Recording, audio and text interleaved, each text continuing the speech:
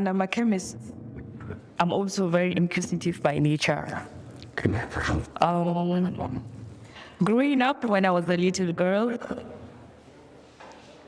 whenever my grandmother comes to visit and then somebody falls ill or gets injured, she quickly gets what nature can provide and then make it as a remedy to alleviate the pain, to reduce the pain or cure the ailment.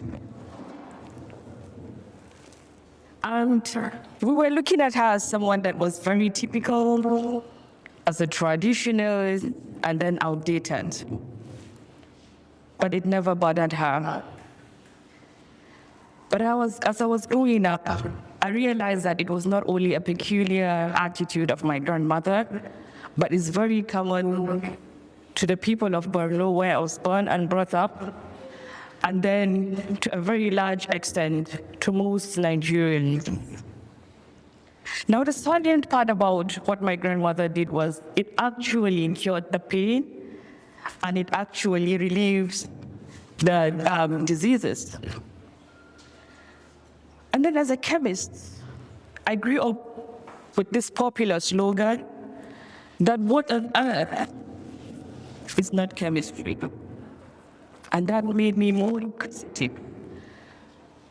It means that everything that is existing around us is actually chemistry. As an analytical chemist, we are so inquisitive about everything around us. We want to find out what is in the food we eat, what is in the water that we drink, what is in the air that we breathe, what is in the environment that we are living. That is what we have been doing. Now, when we're talking about what we eat, most of you here will agree with me that Nigerian food, a good Nigerian food, can help you look good as well as healthy. Now, a diet can be nutraceutical as well as pharmaceuticals.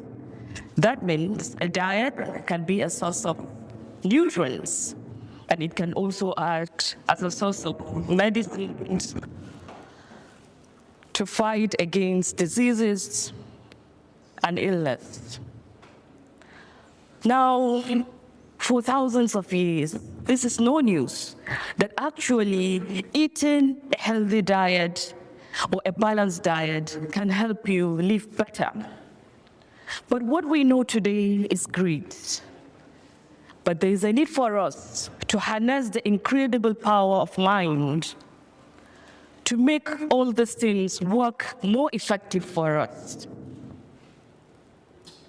It has been realized today that physical and mental matching is very important for health and overall well-being. If there's anything that has actually helped me and many of my lives for the past decades, I think it's eating healthy and mediation. Now, plant-based food or plant-forward eating pattern are actually food that focuses primarily on plants. This food can either be nuts, oil, legumes, whole grains,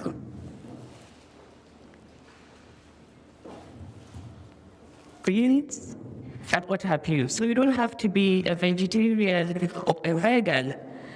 Like me, I'm sure most of us like eating meat and milk. These plants actually are abundant in creating substances that we call phytochemicals.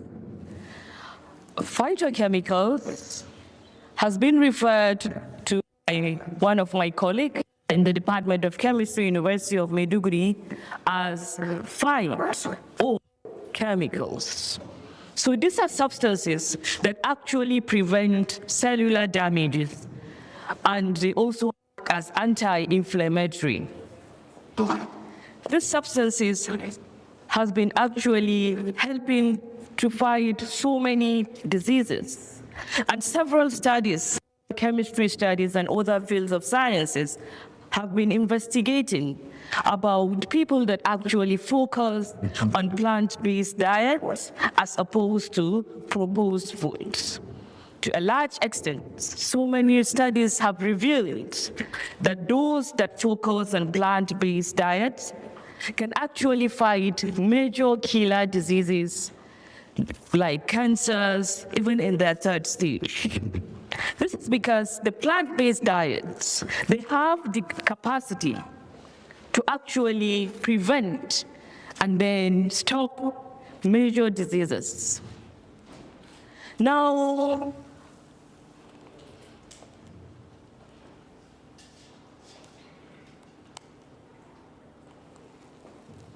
okay.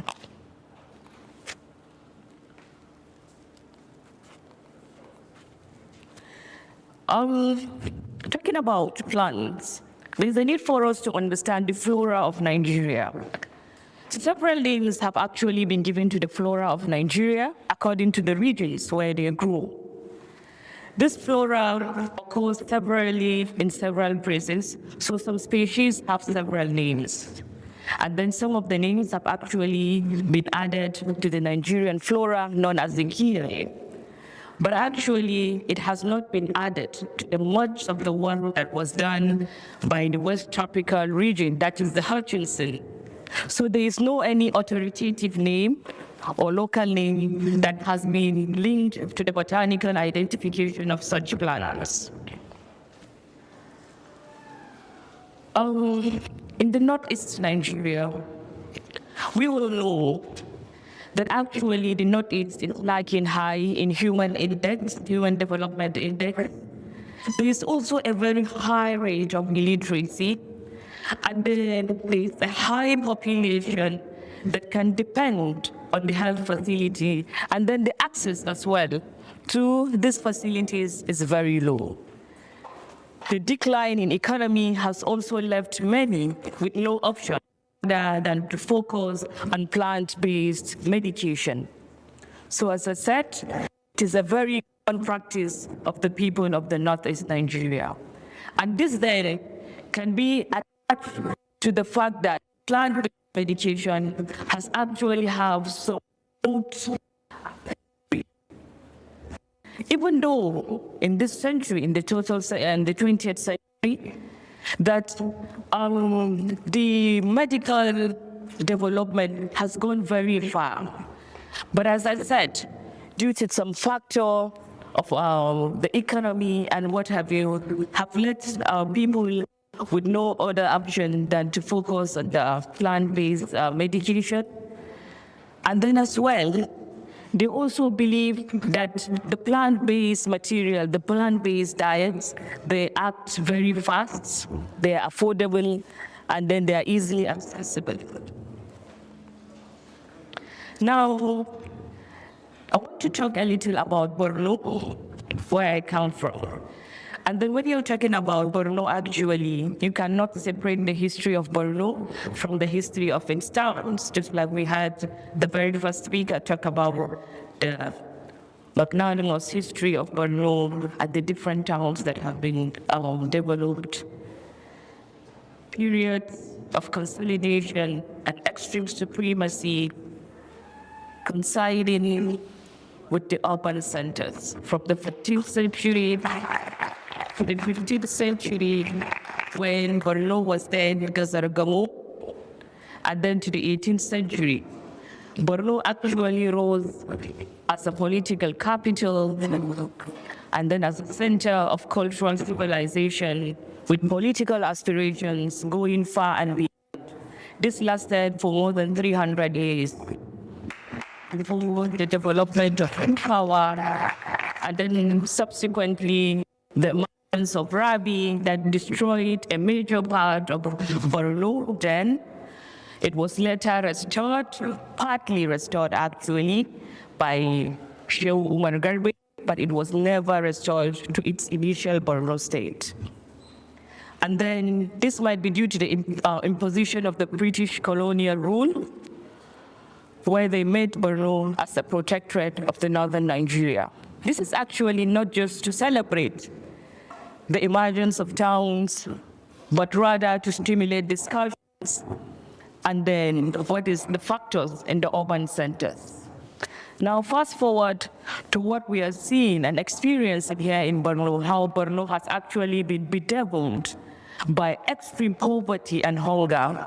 It has also made our people go back to their ancient tradition and culture, on largely depending of plant as the most available source of medication. Now, what I have here is actually a display of one of the most common plants that is found available in most parts of Borno and other regions of Nigeria and northern Nigeria. This plant is actually Boswellia healing. It has a name known as the frankincense, that is in English. In French, it is called the arbre et essence. In Kanuri, it is called the kapi. And then in Hausa, it is called adarami. This plant occurs naturally in the environment, and almost every part of this plant actually serves as a medicine in one way or the other. Several studies and several investigations have been carried out on different parts of this plant, and they have proven to have a lot of phytochemicals that serves as anti-epileptic, anti-diabetic, anti-inflammatory, analgesics, and what have you. The plant actually has a folklore use among the southern Borno people, that is the Babura people. They call it Debro in Babur. It has been reported in the management of epilepsy, pneumonia, asthma, and so many cardiovascular diseases. It has also been undergone through some quantitative and qualitative analysis, and then the phytochemicals reveal some secondary metabolites, such as the flavonoids, the tannins, the steroids, the resins, the balsams, and what have you. They have also been studied on the root and then the stem bark extract.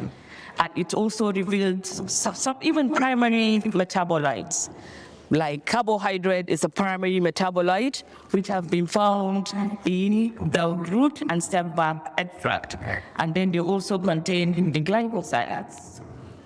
Studies have subjected this plant under the gas chromatography mass spectrophotometry, and it revealed a lot of chemicals, a lot of very important chemicals that can serve as different anti-inflammatory, anti-analgesic, and what have you.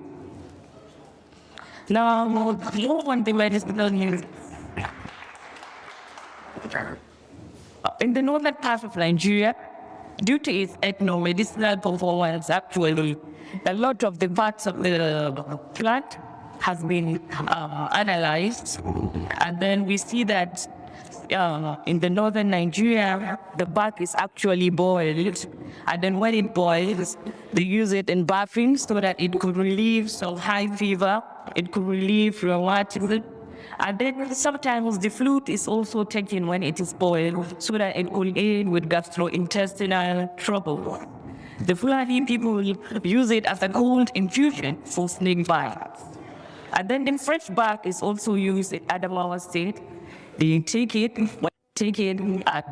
after some time, there is a vomiting, and then that relieves a person from symptoms of giddiness as well as palpitation. Now, the Fulani people are actually also making use of it, as I said, in the curing of snake bite.